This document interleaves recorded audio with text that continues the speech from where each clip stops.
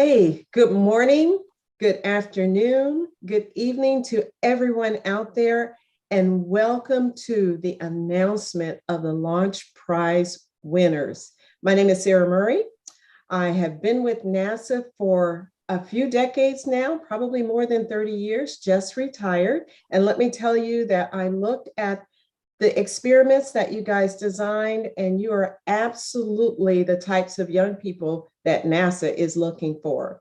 But joining me today will be former NASA astronaut Barbara Morgan. Barbara participated in our Teachers in Space program and became one of the first teachers that went into space. So Barbara will be joining us, and then also Gaia Prabhu from AWS Communities, and they will both join us, and we will be announcing the winners today. So it is going to be a very exciting time. I am really excited to announce these winners because you guys did an absolutely awesome job.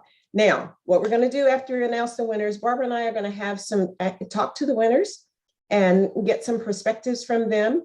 But before we do that, I want to hand you over to Gaia, who she's our sponsor from AWS, and she wants to have a quick chat with you. So Gaia, over to you.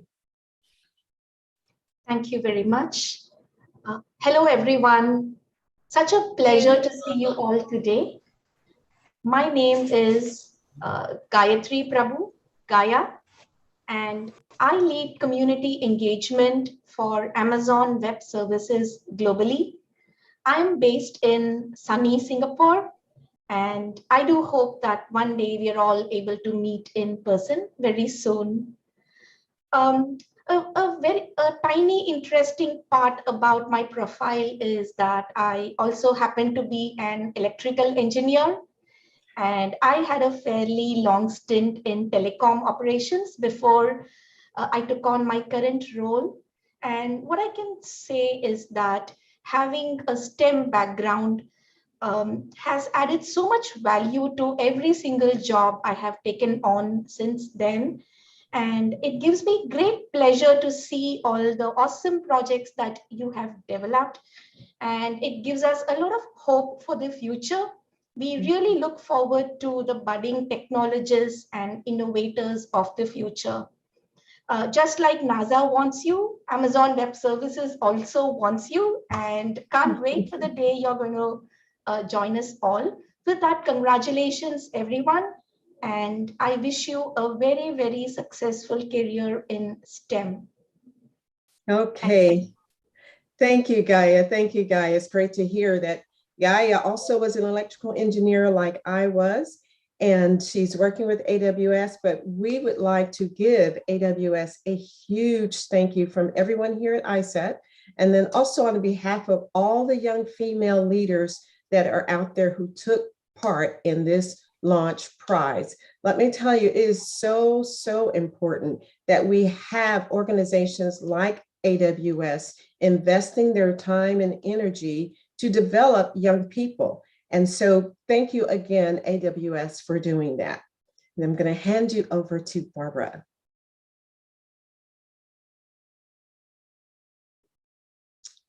Well, we there? Well, good morning.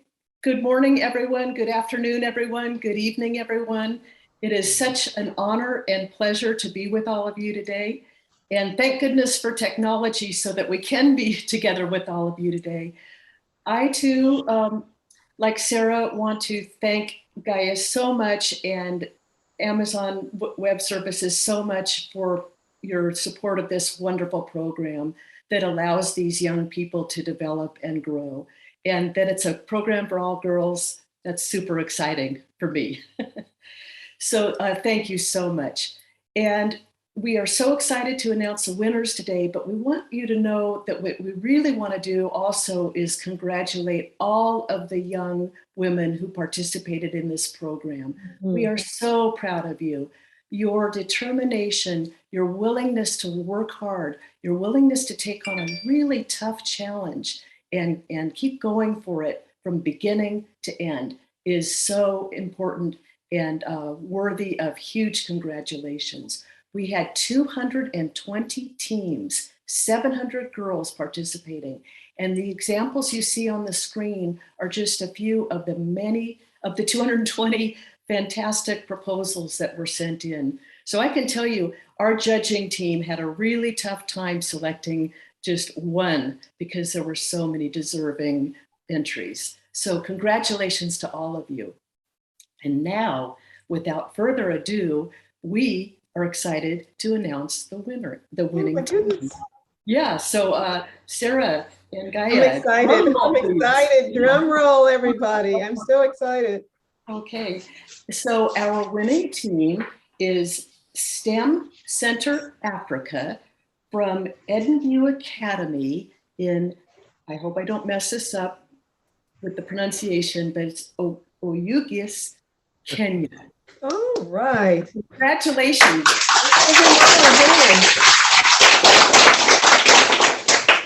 And this team was made up of 7 wonderful young women. So we'd like to introduce them. And young women, when we call your name, please give a big smile and a wave so we can see you. Belmi. Hi, Belmi. Congratulations. Florence. Okay, a little hard to see Florence, but congratulations. Vinta Daisy. Thank you. There you are. Congratulations. Thank you. Lavenda. Hi. Congratulations. Thank Levine. Congratulations. We love your beautiful smiles. Sonnet. Hi. Hi, congratulations. And Triza. There you are, Triza. Hi, congratulations. We are so proud of all of you. So we're going to give you another big round of applause.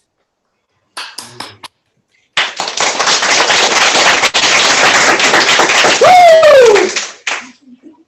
Awesome job. Okay, so this team attacked a real problem that we have in space.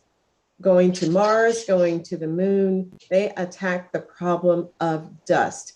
And I will tell you that anything that comes out of this particular project, we would be able to use to enhance our equipment. It's not just going to help our equipment, but also the astronauts themselves. So this is a real problem and something that more than this team is looking at, but just to think that you young ladies identified the problem and picked this particular experiment to work on, that is awesome. And not only just in space, but it has all kinds of applications for right back here on our beautiful planet Earth as well. Exactly. And so, what did the winners win? Is it on? Let's see, I think we do have a photo of that. It is called a RoboSphere. Hopefully you all can see that. Now, I know that you all have been learning about robotics in class, and now you have this robot that you can code and program. This is something that will be very beneficial to you in the future. It's beneficial to NASA. NASA uses gyros in their spacecrafts. There are gyros that are on the ISS, and this RoboSphere has gyros in it. So understanding how gyros work, understanding how robotics works, understanding how to program and code is something that is very beneficial, I think, to much of the world. So you guys will have the opportunity to do that. What an amazing opportunity and an amazing, amazing award. Okay, so we want to talk to the winners a little bit. Like we said, you did a really, really good job. And Barbara, any other words before we ask them some questions? Because I have some questions for these ladies. Yes, and as do I. I just am so proud of all of you. I wish when I was young, I had had this opportunity. So just thank you for participating, and keep looking for these wonderful opportunities, because they are. And I can't wait to see what you do with the robots that you're winning as this prize. It's going to be really awesome. So yeah, can we ask you a question? I've got one. There are so many things you can learn from participating in wonderful programs like this. So one of my first questions is, can you share with us something that you learned that you didn't know before through your participation? And don't be shy. Okay, actually I'm Lavena. So through this program, we were able to learn some new skills to solve our daily life problems. Yeah. And we were able to come to critically think deeply, test and retest our ideas, yeah, and come up with a solution. So it has enabled us to have that ability to think and come up with a solution to solve the problems that you may go through. Yeah. Excellent. And that's something you will carry with you for the rest of your life and into your career. Exactly. So I have a question. I'd like to know, how did you come up with the idea? What made you pick this particular idea? Actually, as children who are still growing up, we experience some circumstances of sickness like asthma, allergy, respiratory problems, often caused by dust particles. And due to modernity, we were able to read in the internet about lunar and cosmic dust particles, how they impact space exploration. So, on our day one meeting, to brainstorm on the project project we can do, we all identify dust as a real life problem that require urgent intervention. Yeah. Okay, you just emphasized what Barbara said. She said it's not just a problem in space, but also here on the earth. So great job, guys, great job. This is something that everyone should be able to use. Very good. Anything else from you, Barbara? Yeah, whenever you're working on something really challenging, oftentimes there are challenges that you don't even anticipate, right? That are part of that challenge. And you have to overcome it. So my question to you is, can you tell us about one of the challenges you and your team faced when you were coming up, either when you were coming up with the idea or while you were actually working on the solution and putting together your whole project? Just tell us about at least one of the challenges that you had. What was the challenge and how did you overcome it? Thank you very much. Actually, the major challenge you're going through is that the STEM program has been excelled by few girls, and it is perceived to be for boys, but then we were able to come into it. So changing this perception in the society is kind of a bit challenging, but thank God, through the encouragement from our teachers and our directors, we were able to make it up here.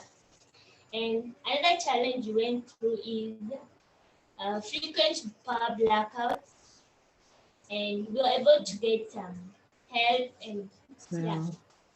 And another challenge is getting the materials were hard, but through the help of our director, we were able to get all our requirements and we came up with our project. Wow. Yeah, excellent. And I like, if I heard correctly, I like that you were helping each other out and you were going to other people too to get some help. And I love that you weren't afraid to reach out to others to pick their brains and help out and let them help you out too. Exactly. Very nice. Very nice. So what I'd like for someone to tell me is something special. Tell me something special about where you're from, because I'm not familiar with your region. Can you tell me something special about where you're from? And we have young women, girls like you from all over the world who participated in this program. And So we tell all them learn also. about Tell each us other. all. Yeah. Okay, I'm called Sanet. The special thing we're coming across, the STEM Center Africa, where we're doing our STEM activities, is located in rural village of Oyugis in Kenya. We find that most of us had never learned or used computers before. And we find through STEM Center Africa, we are able to use computers, yeah, and also as very few girls have excelled in STEM.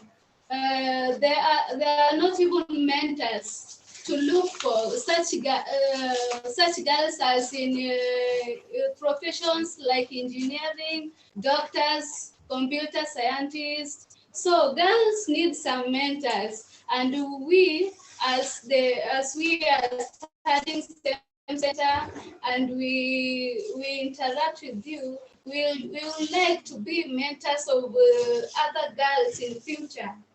Yeah. Oh my goodness. That's pretty awesome. That is pretty We know awesome. you will. We know you will be, and we're so. Think of that whole next generation and how lucky they are to have the opportunities they will have because of every one of you Exactly. and mentoring that you are going to be doing. Yeah, you guys are setting some really good examples. Everyone who participated, you guys are setting really good examples for other young ladies. Good, great job. And I think you guys had questions for us also, right? And Barbara, I think some of these were related to being an astronaut. Okay.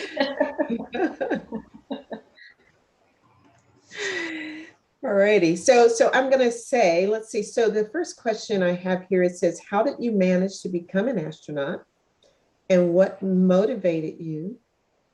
And with the same question we asked them, what challenges did you have to overcome? Okay, those are great questions. Thank you for sending these questions to us too. We're excited. We love that you had answered our questions, and we're excited to answer your questions. So we talked about challenges, right? Well, I had a big challenge growing up. I'm pretty old, and when I was growing up, girls only had a few things that they could become when they grew up. They could become moms, which is great. They could become wives, which is great. They could become nurses, which is great. They could become secretaries, which is great. And they could become teachers, which is great. Those are all wonderful, wonderful things to do. But I was looking around and seeing what the boys were growing up to be able to do. And it wasn't a part of what I could do, right? Because it was something I didn't see. And that was what the world was like when I was growing up. So I grew up and I loved math, I loved science, I loved what we now call STEM. I knew nothing about engineering. I thought engineers were the people who drove trains, and that was it. So that was my knowledge, which was very, very limited. But I particularly liked biology. So when I went to university, I studied biology and I became a teacher because that was one of the things that girls could become. And it was a great job. I loved being a teacher. When I had graduated from high school, so just before college, was when we first had Neil Armstrong step on the moon.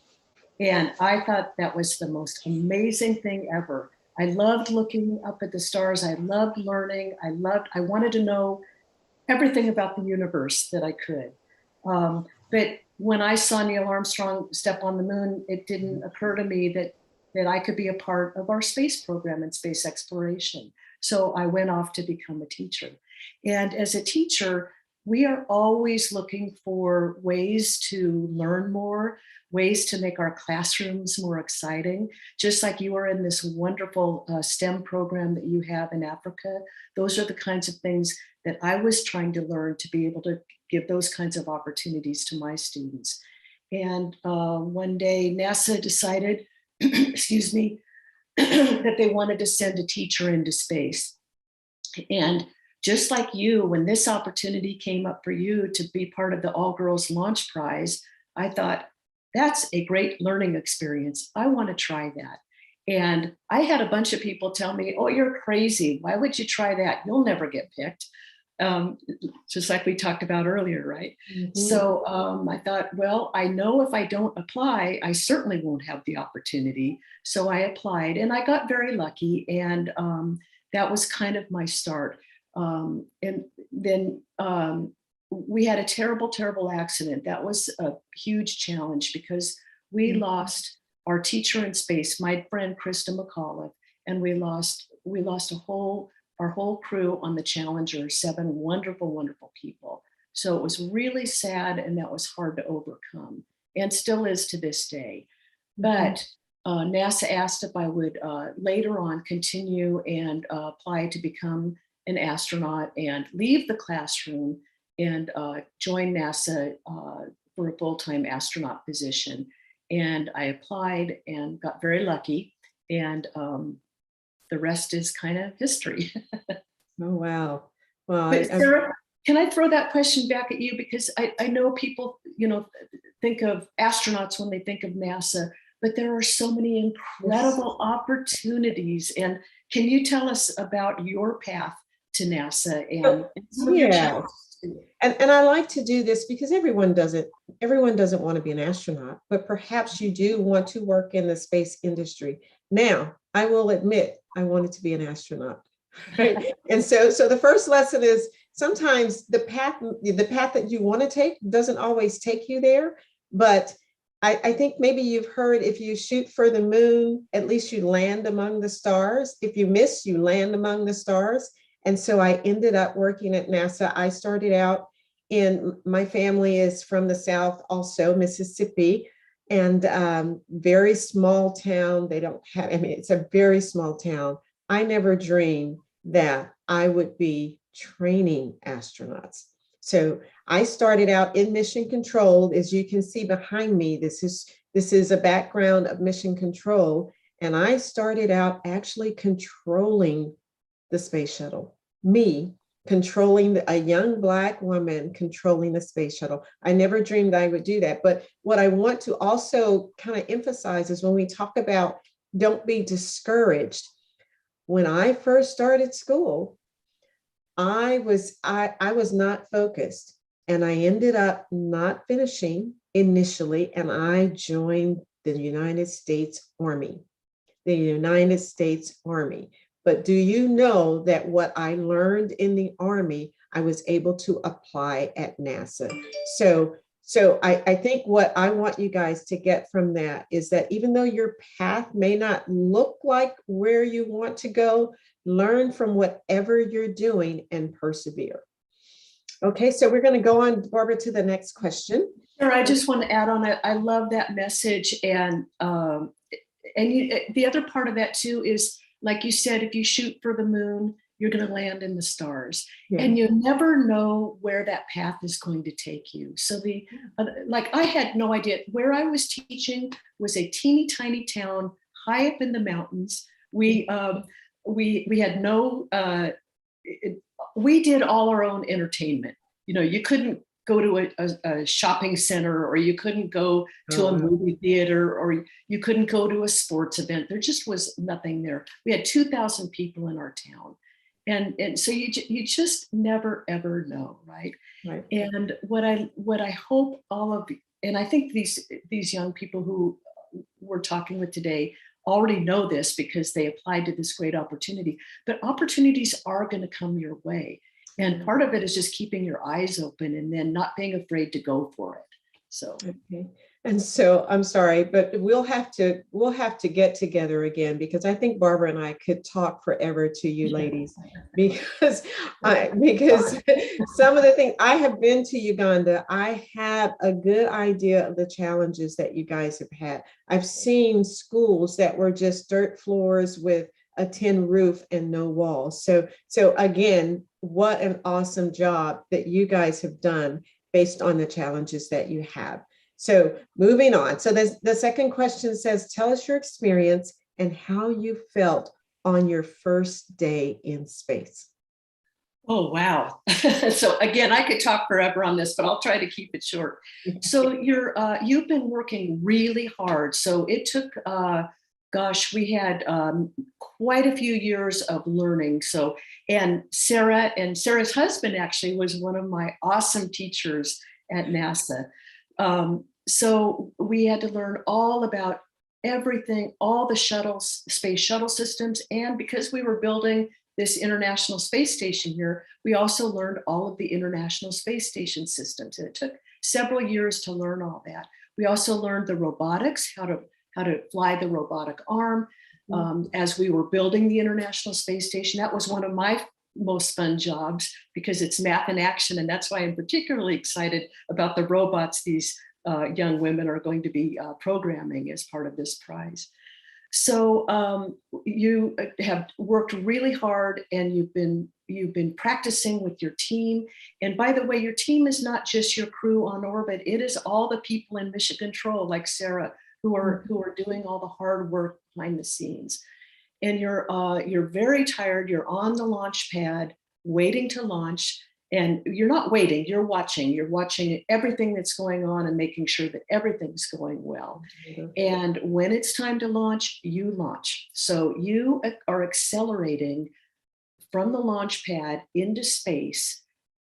You're accelerating. By the time you clear the launch tower, you're going over 100 miles an hour. And you keep accelerating until you're going 17,500 miles an hour. That's about 8 kilometers a second.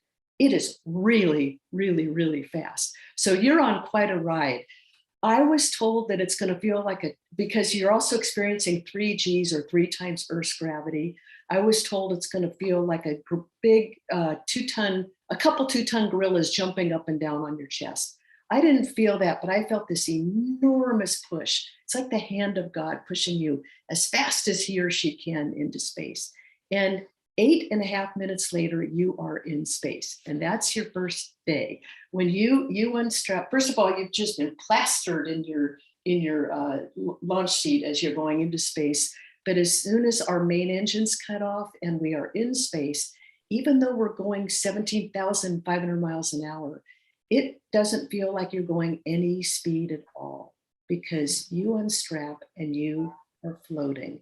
And you don't have any sense of speed because you're not accelerating anymore until you float over to the window and you see how quickly you are traveling over our beautiful planet.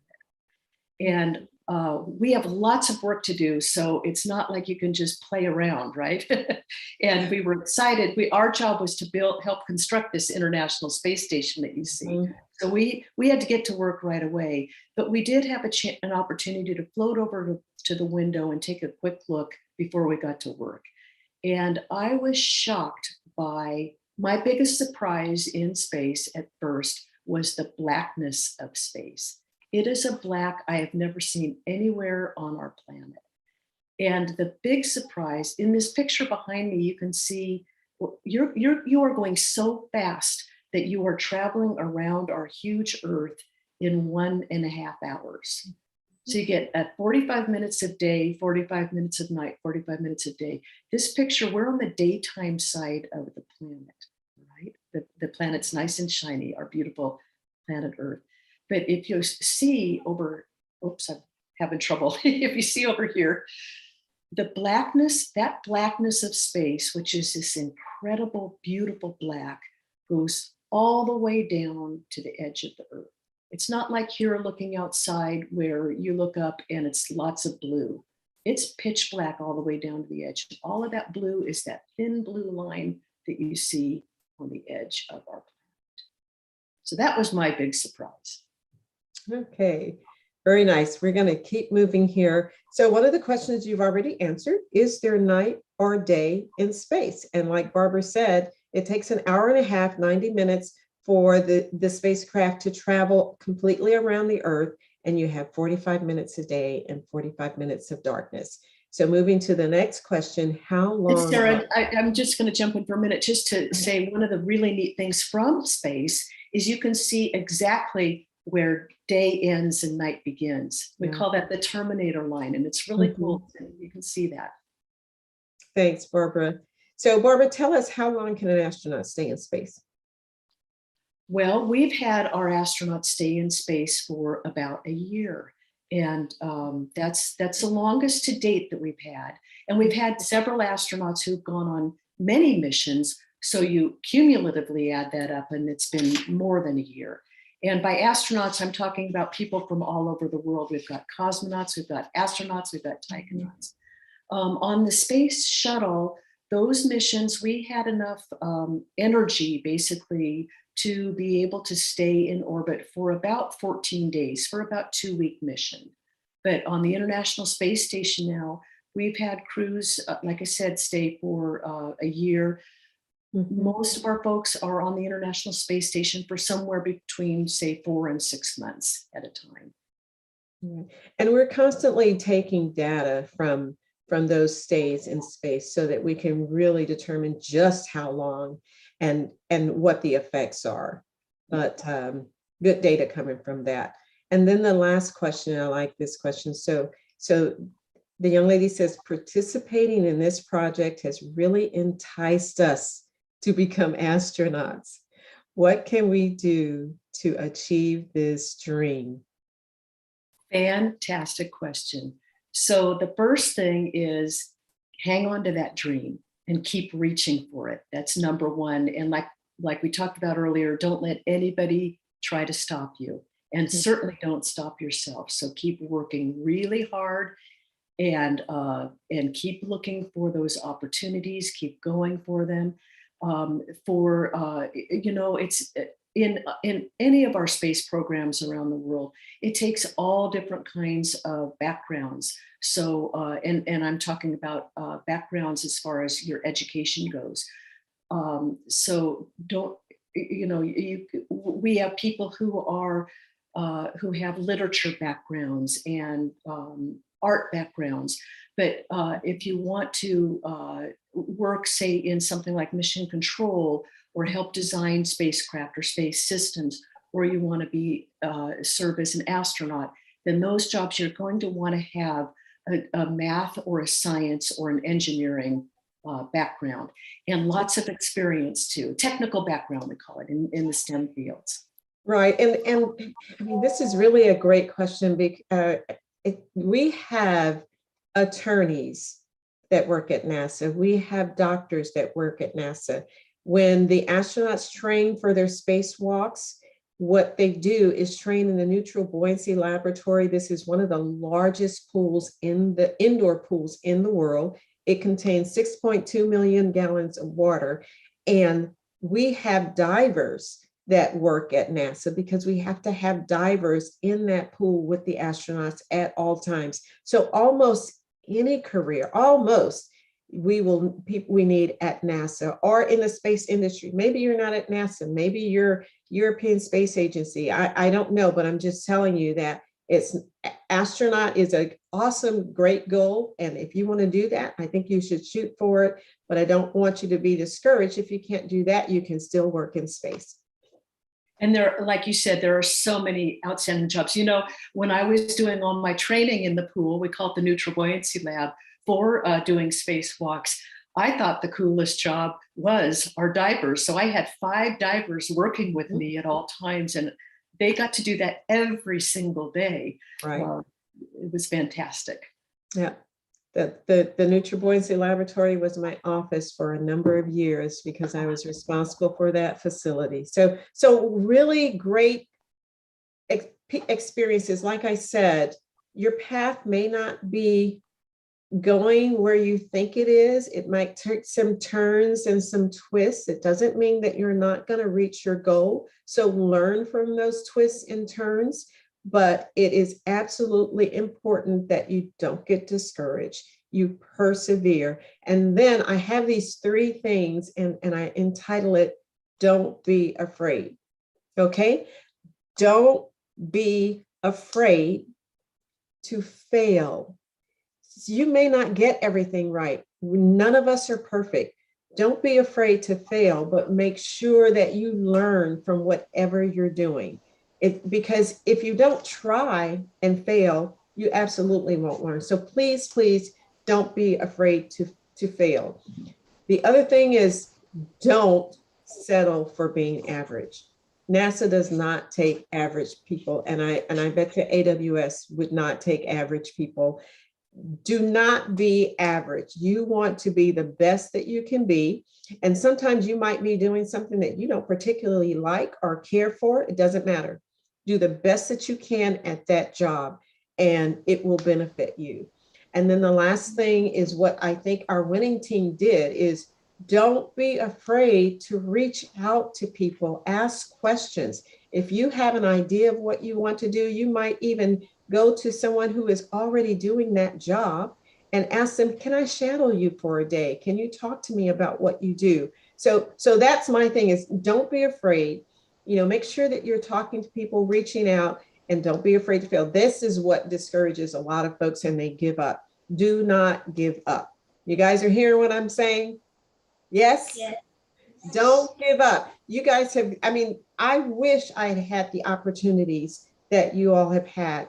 I was in an environment that I did not even know about the space shuttle, even though Barbara's background is a little bit different, but I did not know about the space shuttle. And when I got into that, I never dreamed that I would be working in mission control and controlling the space station and training astronauts, and not just training our NASA astronauts, but we work as a team internationally. And so we had to actually train our Japanese astronauts, our cosmonauts from Russia, Canada, and Europeans. So I had an opportunity to meet all of these people and travel to all of the different regions of the world because of the job that I have at NASA. So girls and ladies, I'm going to call you young ladies, please, please be persistent in what you want to do and don't give up.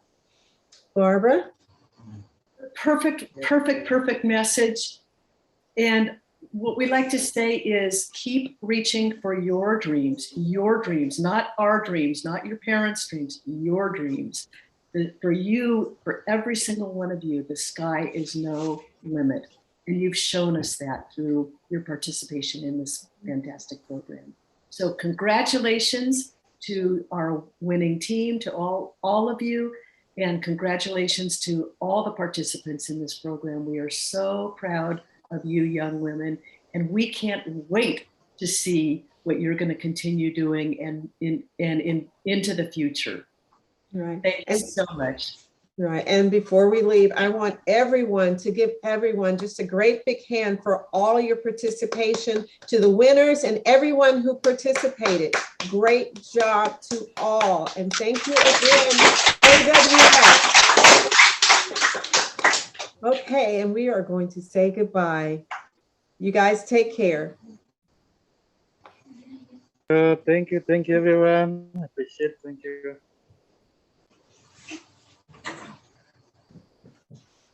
Bye. Bye.